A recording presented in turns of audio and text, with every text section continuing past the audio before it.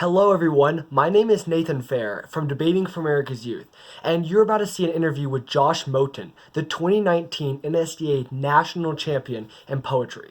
Before you get to watch that interview, which will play in a couple seconds, I would like to say two quick things. First, I would like to say we have a new subreddit called r/debating youth. If you have any questions about public speaking, debating, or events, you can stop by and I'll be there to answer any questions you have. Or if you want to post any interesting articles or camps you want to go to, you should go to that subreddit. Secondly, Josh Moton in this interview at the very end, he talks about his message for the speech and debate community as a whole.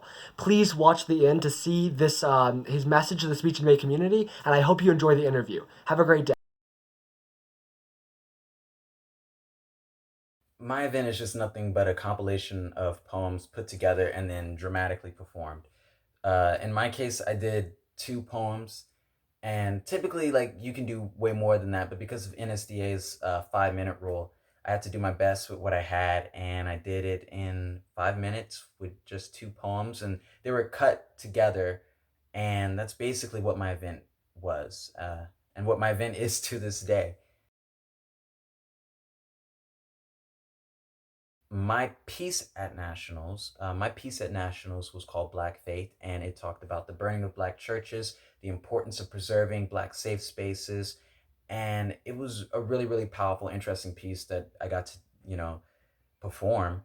It's really interesting, not to spoil it, but on one part I play like the church being physically blown up, and it's just a really interesting, story that I got to share that I feel like shines light on why it's so important to really preserve black safe spaces and a lot of the turmoil and things that they, kind of have to go through while being under attack by seemingly society as a whole. So it was really interesting.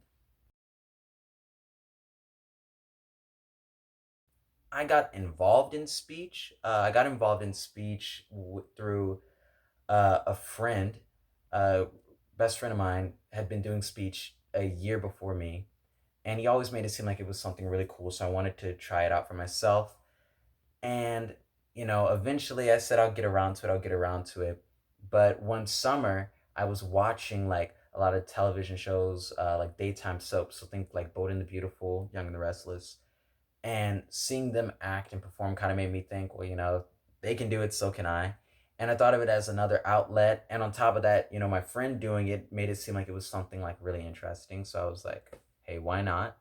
So I ended up trying out and going to some of the meetings. And at first, I didn't even really act. I only did events like impromptu, and which is like, you get a topic and you got to come up with a speech in a few minutes. So that's what I did. But before I knew it, I started doing things like duo, partner events, and then spiraled on to OI, which is like prose poetry, which poetry is what I ended up, winning nationals at. So it's really interesting and crazy that, just an impromptu kid could spiral on and do something like that. Um, so I did do other events. As I just said, I did everything except HI and POI because I even did Congress, like congressional debate. So I even did that, and I did a bunch of other events like DI and Duo. So I did a lot of different events for sure. But my safe space is always going to be OI, prose poetry, and that's always going to be like my favorite of all time.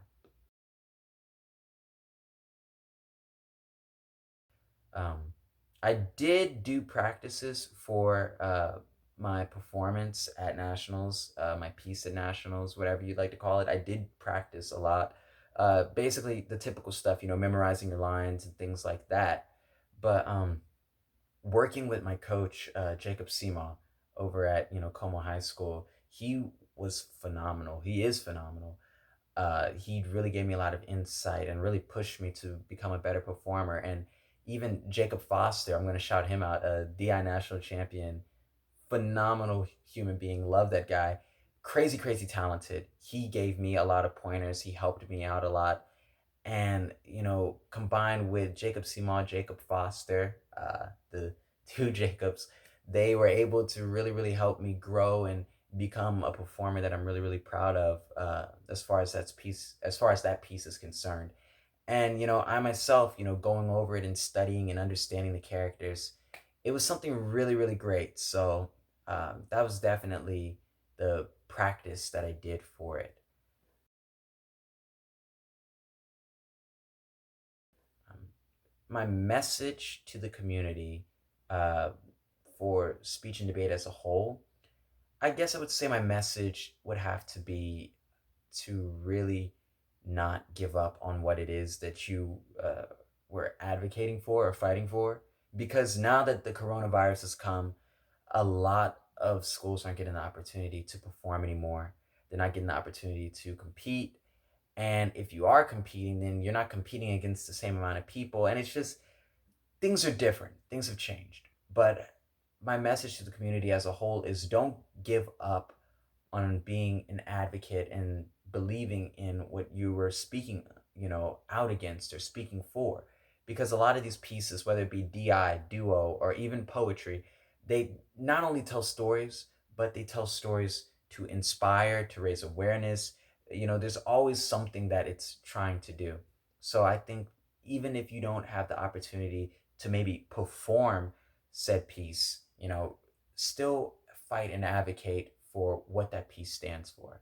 So that's my overall message. Um, so I guess that's about it. Thank you so much for you know having me as one of your guests and interviewing me. It was really, really interesting. And before we know it, there's going to be a new national champion, and I'm really excited to see what he or she brings to the table. But this was definitely a treat. So I hope I gave you guys a lot of insight, and thank you.